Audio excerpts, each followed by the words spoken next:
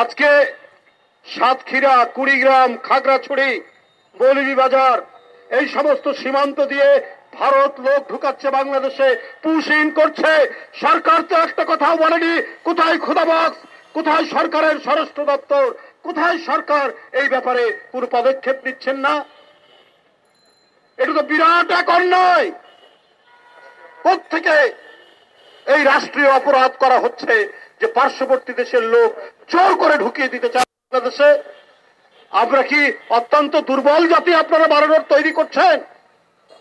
এটা কি একটা মুক্তিযুদ্ধ হওয়া একটা জাতি, 30 লক্ষ জীবন দেওয়া একটা জাতি, 1,500 শিশু, বাচ্চা, তরুণের জীবন দেওয়া একটা জাতি, সেই জাতিতে পার্শ্ববর্তী দেশ তার ইচ্ছা মতো লোক ঢুকাবেন বিভিন্ন সীমান্ত দিয়ে, আর আপনারা নিশ্চুপ, আপনারা টু শব্দ করছেন না। এর কারণ কি?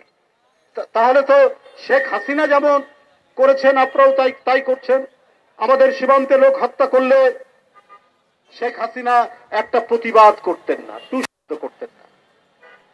আজকে কেন একেবারে নিশ্চুপ, নিরুত্তর?